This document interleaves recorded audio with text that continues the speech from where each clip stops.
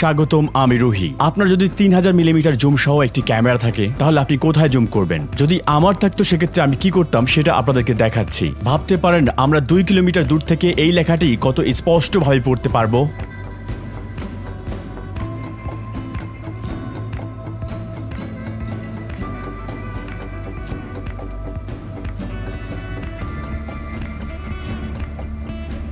চার 4.5 কিলোমিটার অথবা 2.8 মাইল দূর থেকে আমরা কতটা স্পষ্টভাবে দেখতে পারি।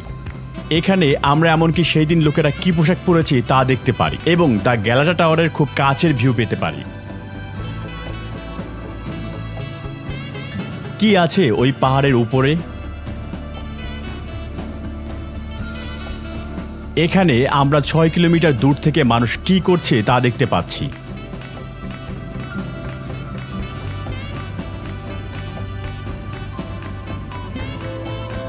আমরা কি এক মহাদেশ থেকে অন্য মহাদেশে ঘটে থাকা জিনিসগুলো দেখতে পারি?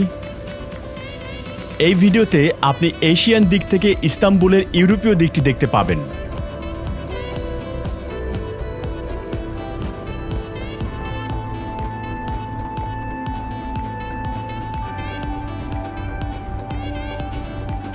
এবং এখানে একই স্পট থেকে আপনি ইউরোপের বেবেক সমুদ্র সৈকতটি দেখতে পাবেন।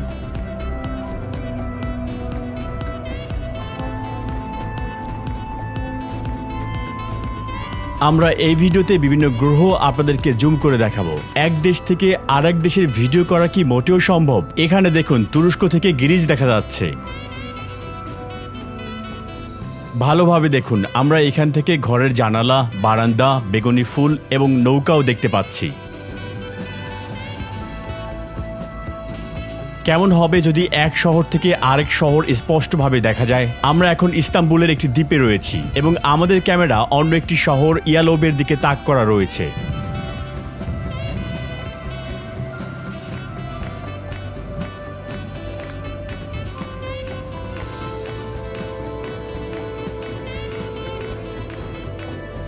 আমরা এত দূর থেকে বাড়ি এবং শহরের হাসপাতালও দেখতে পাচ্ছি।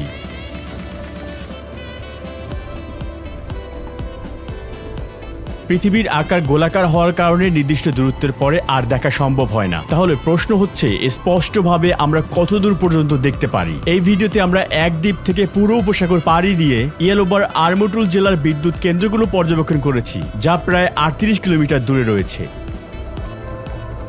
সুযোগ পেয়েছিলাম তাই আমি বিমানের ভিডিও করতেও ভুল করিনি। আমরা যদি স্থিরভাবে ভিডিও করতে পারতাম তাহলে হয়তো পাইলটকেও দেখতে পেতাম।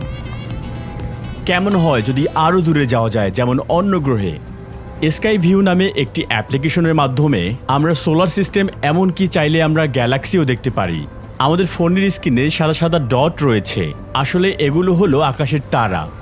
আপনি যদি এদিকটাতে ধরেন তাহলে স্ক্রিনে আপনি চাঁদের ছবি দেখতে পাবেন।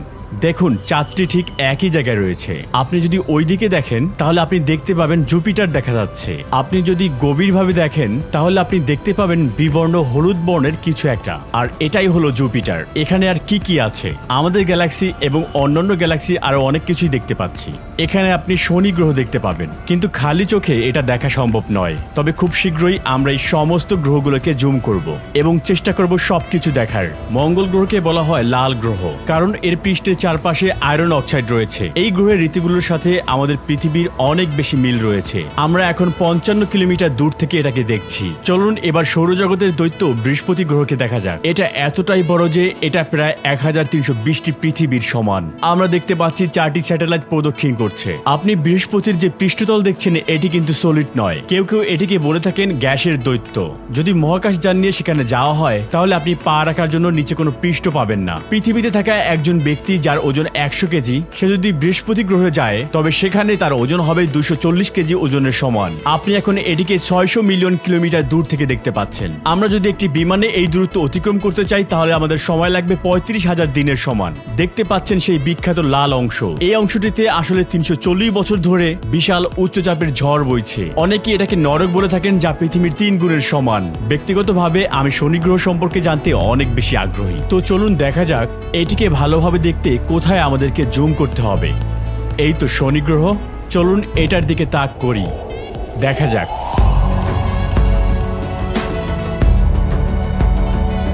শনি গ্রহের বলয়টি আসলে বরফ এবং পাথর দিয়ে তৈরি, যা কখনো কখনো বালির দানা এবং কখনো কখনো পাহাড়ের সমান। এগুলো দেখতে অনেকটা আংটির মতো, কারণ এটিকে আমরা অনেক দূর থেকে দেখছি। সূর্য থেকে দূরত্বের কারণে শনি গ্রহের তাপমাত্রা প্রায় -178°C।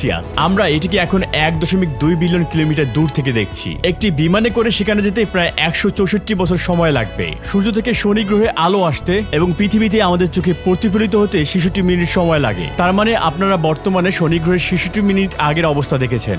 বলা যায় টাইম ট্রাভেল করে ফেলেছেন। যদি শনি গ্রহ হঠাৎ করে অদৃশ্য হয়ে যায় তবে সেটা বুঝতে আমাদের 66 মিনিট সময় লাগবে। আমরা এখন চাঁদ দেখছি 3,84,400 কিলোমিটার দূর থেকে। চাঁদের পৃষ্ঠের এই গর্তগুলো উল্কা এবং ধূমকেতুর আঘাতে তৈরি হয়েছিল। চাঁদে প্রায় 5 লক্ষটি এরকম গর্ত রয়েছে। চাঁদের মধ্যাকর্ষণ শক্তি পৃথিবীর 6 ভাগের 1 ভাগ। তাই পৃথিবীর 60 কেজি ওজনের একজন ব্যক্তির ওজন চাঁদে মাত্র 10 কেজি ওজনের সমান। চাঁদের দিন এবং রাতের তাপমাত্রার মধ্যে বিশাল পার্থক্য রয়েছে, যেখানে দিনের তাপমাত্রা প্রায় 100°C। কিন্তু আপনি হয়তো শুনে অবাক হবেন যে রাতে চাঁদের ওই তাপমাত্রা হঠাৎ করেই -155°C পর্যন্ত নেমে আসে। মহাকাশ স্টেশন পৃথিবীর বাইরে একমাত্র মানবসৃষ্ট কাঠামো। কিভাবে আমরা এটার ভিডিও করতে পারি? চাঁদ এবং গ্রহের তুলনায় এটি খুবই ছোট আকারের। ট্রানজিট ফাইন্ডার নামে একটি ওয়েবসাইটে আপনি ঠিক কোথায় এবং কোন সময় এটি অতিক্রম করতে পারবেন তা দেখবেন। গণনা এবং প্রেডিকশন এখানেই দেয়া থাকে। এখানে একটি অক্ষ রয়েছে। অক্ষটি তুরস্ক থেকে গ্রিসের দিকে প্রসারিত হয়েছে। আমরা ঠিক এই কেন্দ্রেই রয়েছি, আর ওই মহাকাশ স্টেশনটি চাঁদের সামনে দিয়ে যাবে। যেহেতু চাঁদ সাদা এবং আন্তর্জাতিক মহাকাশ স্টেশনটি কালো, তাই এই রঙের পার্থক্যের জন্য আমরা এটিকে খুব সহজেই ক্যাপচার করতে সক্ষম হব। আন্তর্জাতিক মহাকাশ স্টেশনটি এভাবেই চাঁদের সামনে দিয়ে যাবে। তারা এটিকে 3 স্টার দিয়েছে। এটি রাত 10:12 অতিক্রম করবে। আমি চাঁদের দিকে আমার ক্যামেরা সেট করব এবং ভিডিও করা শুরু করব। আশা করি সব ঠিক থাকবে। কাঙ্ক্ষিত সময়ের মাত্র 11 মিনিট বাকি। আন্তর্জাতিক মহাকাশ স্টেশনটি একটি বিশাল গবেষণাগার, যেখানে বিভিন্ন দেশের নভোচারীরা তাদের কাজ চালিয়ে যাচ্ছেন। আর এটি পৃথিবীর কক্ষপথে প্রতি ঘন্টায় 28,000 কিলোমিটার গতিতে চলে। 1994 সালে মহাকাশে উৎক্ষেপণ করা হয় এই মহাকাশ যানটি। আর এটার মূল উদ্দেশ্য হচ্ছে মহাকাশে পরীক্ষা নিরীক্ষা করা এবং বিভিন্ন গবেষণা পরিচালনা করা। এটি এতটাই দ্রুত গতি সম্পন্ন যে 90 মিনিটে পুরো পৃথিবীকে একবার প্রদক্ষিণ করতে পারে। আর এই কারণে নভোচারীরা এখানে দিনে 16 বার সূর্যোদয় এবং সূর্যাস্ত সাক্ষী হয়। চাঁদ তার চিরস্থায়ী গতিতে রয়েছে। কিছুক্ষণ পরে আমরা এটিকে ডানে এবং উপরে সরে যেতে দেখি। যদি সময়কে আরো 10 গুণ বাড়াতে পারি তাহলে এটি আরো স্পষ্টভাবে দেখা যেত। মাত্র 1.5 সেকেন্ডের ফুটেজের জন্য আমরা 750 কিলোমিটার ভ্রমণ করেছি। আর মাত্র 1 মিনিট বাকি। আমি গভীরভাবে অপেক্ষা করছি। আমাদের ক্যামেরার সামনে দিয়ে একটি পাখি উড়ে গেল। আমার মনে হচ্ছে আমি এটিকে দেখেছি। এটি চাঁদের কেন্দ্রের ঠিক নিচে একটি সরল রেখা বরাবর চলে গিয়েছে।